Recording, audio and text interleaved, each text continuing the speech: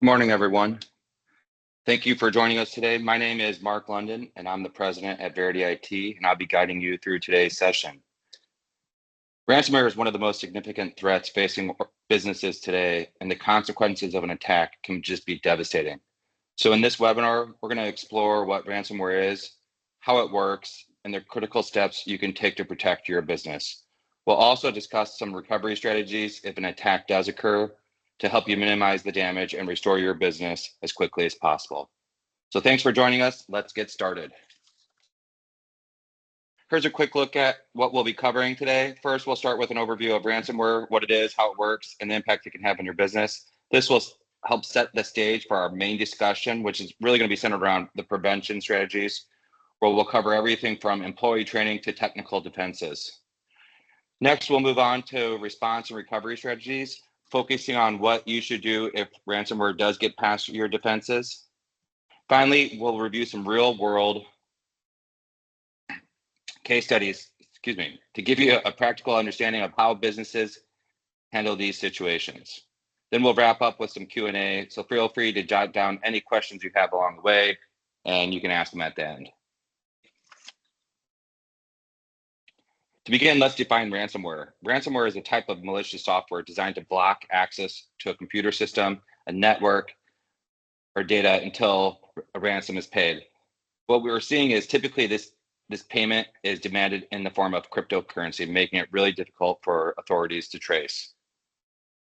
There are several types of ransomware that's out there and prevalent in today's marketplace. Encrypting ransomware, the most common type, encrypts your files, making them inaccessible until you pay for the decryption key. Locker ransomware is still very, very prevalent. This locks you out of your device entirely. Scareware uses fake warnings to trick you into paying for what appears to be a legitimate software fix. Lastly, doxware or leakware.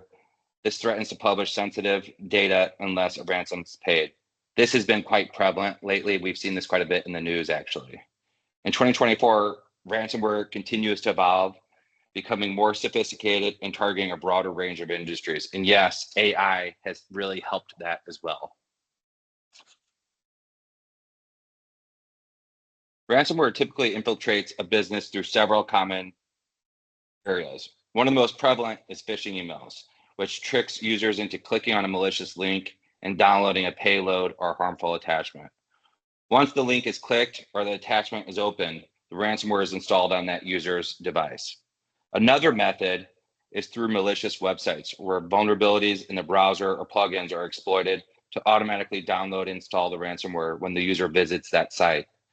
Additionally, remote desktop protocol, or RDP, exploits are increasingly becoming used to gain unauthorized access to systems and networks, especially when RDP is not properly secured.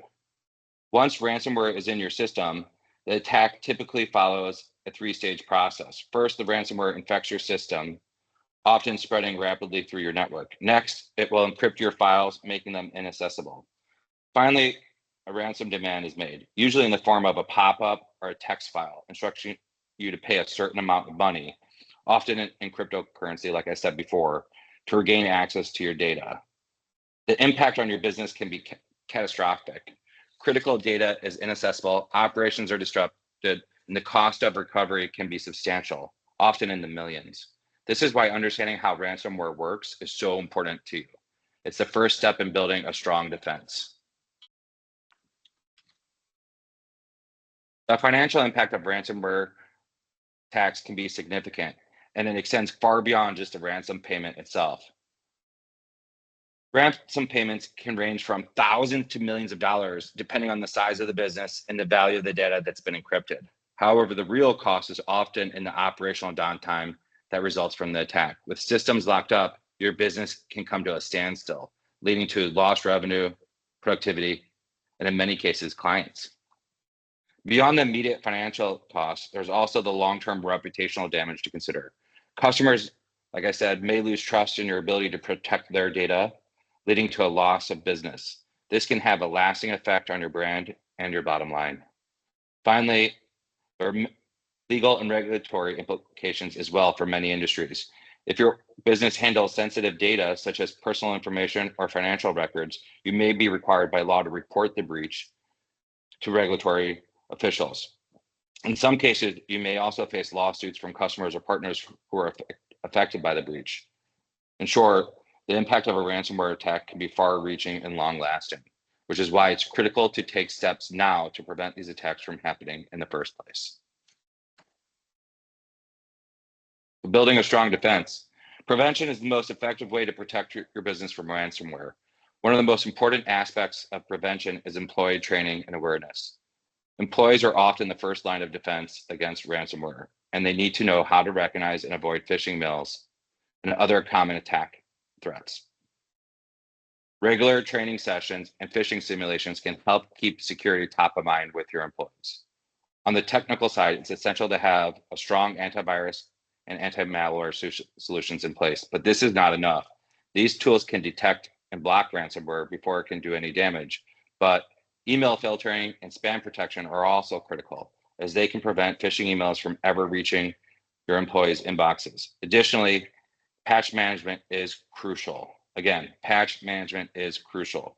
Regularly updating your systems and applications helps close the vulnerabilities that ransomware might exploit. It's crazy. If you look at this year alone, Google has patched their 4th 0-day in May. So that's their 8th so far in 2024. This is real, and patching can't be overlooked. Data backups are another critical component of your prevention strategy. Regular backups ensure that you have a clean, recent copy of your data that you can restore if ransomware does get in. It's important to store backups securely, both online and in the cloud, and to regularly test your backup and recovery processes to ensure they work as expected. For many businesses, though, backups are not enough. You might need a solution that provides a business continuity service, allowing you to continue to operate your business if there is an event. Additionally, network security measures like segmentation of your network and access controls can further protect your systems. By segmenting your network, you can limit the spread of ransomware if it does get in. Implementing multi-factor authentication and strict access controls can also help prevent unauthorized access to sensitive systems and data.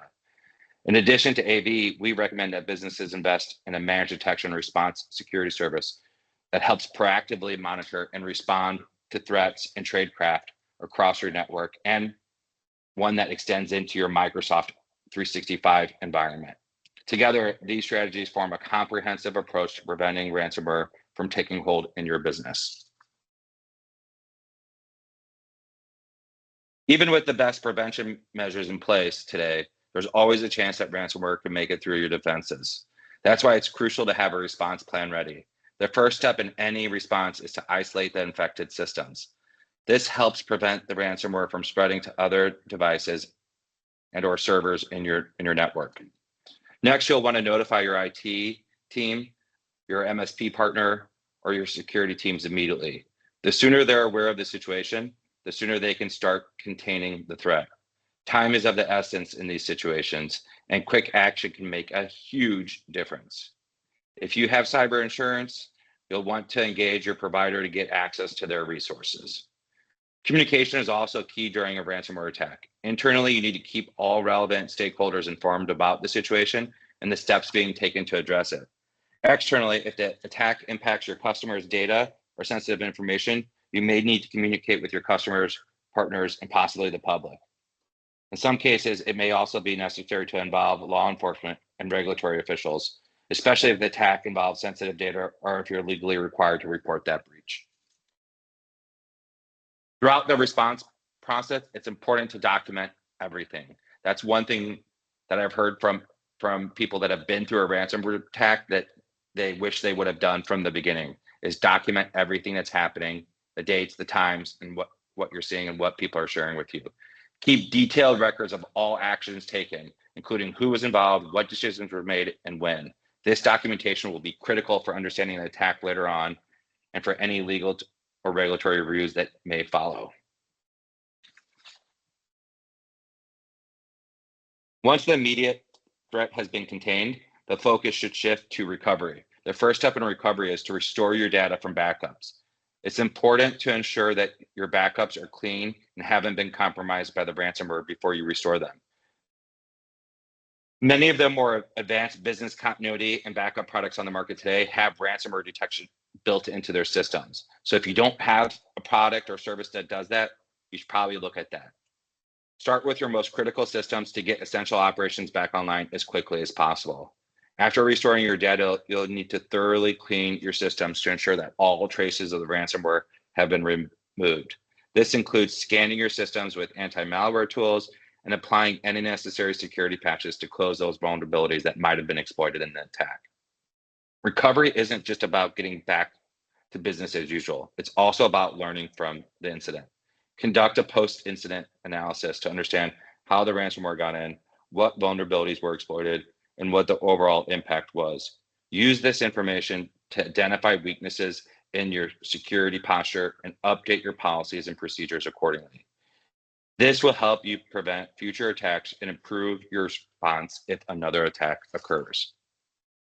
Finally, communication continues to be super important during recovery.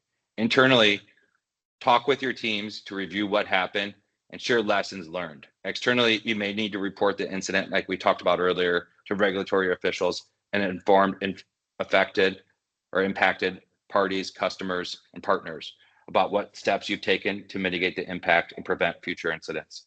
Clear, transparent communication is key to maintaining trust with all parties involved. So let's shift and talk about some lessons from the field. This is always exciting. This is real breaches that have been reported in the public space. Let's first take a look at some of these real world examples and see how they handled these ransomware attacks and maybe what we can learn from their experiences. So the first one is an Ohio nursing home, CareSpring Healthcare Management. They notified approximately 77,000 individuals that their personal and medical information was compromised in a data breach that dates back to October 2023. What's interesting here is the breach happened in October 2023. They didn't discover it till July 2024, and the notification went out in August. Think about that timeline. That's pretty crazy. The data breach at CareSpring Healthcare Management was the result of a ransomware attack, likely initiated by a ransomware group. The attack involved unauthorized access to their network, leading to the theft of approximately 364 gigabytes of sensitive data, including personal and medical information of nearly 77,000 patients. So what are the lessons learned here? Early detection is key. Implementing advanced monitoring systems could help detect unauthorized access sooner. Think about this. The breach happened in October, but they didn't learn about it till July. So they just sat there collecting information, stealing information, and sitting on the network. So if you have early detection tools like a managed detection and response service that's looking for tradecraft like this, you might have been able to prevent some of this damage. Data encryption is huge. Encrypting sensitive data can help minimize the damage from unauthorized access. And then incident response planning. Regular updates to your incident response plans are crucial for a quick recovery and mitigation of the damage. And lastly, always the weakest link, you have to invest in security awareness training for your employees. Continuous cybersecurity awareness training can help reduce the risk of successful phishing or other attack avenues leading to breaches. So this one's super interesting. Another one, let's take a look at this Jacobson Construction Company. They had a breach back in September of 2023. They didn't discover it till November of 2023, but the notification didn't go out till June of this year. So, Jacobson's an employee-owned construction company based in Utah, and their breach impacted over 9,000 individuals. The breach was identified, like I said, in November, after the company's systems were compromised by unauthorized access between September 21st, 2023 and November 26, 2023. The company began to notify all the impacted individuals in June. So a lot of people with this breach, from what I've read, they're asked that question: why did it take you so long to notify us? And why did it take you so long to identify this? So again, early detection, I think here is critical, but the attack method that the group used here was they had unauthorized access to all this sensitive personal identifiable information, including names, social security numbers, and financial account information. This really the specifics of how the attackers here gained access to Jacobson systems have not been disclosed yet, but the breach highlights vulnerabilities in data security practices within the construction industry as a whole. So lessons learned here, again, regular monitoring and prompt detection. The breach went undetected for over 2 months. That's nuts, indicating the need for more robust monitoring systems to detect unauthorized access promptly and looking for tradecraft. Lastly, comprehensive security measures. Construction companies as a whole, which often handle large volumes of sensitive data, need to implement comprehensive security measures, including multi-factor authentication, encryption, regular security audits, advanced endpoint security, and network security. And then lastly, that timely notification. Delays in the notifying affected individuals can make the damage caused by a breach even worse. So ensuring timely communication and transparency with stakeholders is crucial in minimizing the impact. This means, have an incident response plan. I don't know if Jacobson did, but if they didn't, I'm sure that would have helped them, and they would look back and agree with that. So, at this point, we encourage you to ask any questions you might have regarding ransomware prevention strategies, response, or recovery. Realize that in these type of forums, I get it. No question is too small. Your concerns are important, and we're here to help. Oh yeah, so someone just told me, please type your questions into the chat box and we'll address them in the order that they come in. And if we don't get to your questions today, or if you think of something later, please don't hesitate to reach out to us after the webinar. We're happy to provide additional resources or set up a follow-up discussion. We'll also be sharing a recording of this webinar along with any relevant resources mentioned. Keep an eye on your inbox for the follow-up email, and please take a moment to fill out the short survey that will be sent to you. It helps us improve future webinars. Okay, so first question, what should be the first step if a ransomware attack is detected? The first step when you detect a ransomware attack is to immediately isolate the affected systems. Remember, we talked about that to prevent the malware from spreading. So you want to contain that threat as much as possible and keep it from spreading across your network or devices. This means potentially disconnecting the infected systems from the network, both physically and wirelessly, and shutting down any shared drives or network connections. Once that isolation is achieved, the next priority should be to notify your IT team or cybersecurity incident response team so they can begin assessing the situation. It's also critical to follow your business's incident response plan if you have one, which should outline the steps to take in such an event, including contacting relevant stakeholders or external cybersecurity experts or insurance providers. Remember, when you're facing an event like this, speed is critical in these situations. The quicker you can isolate the threat, the better your chances of containing the damage and preserving your data. Okay, next question. How can small businesses affordably protect themselves against ransomware? Well, that's sort of a big loaded question.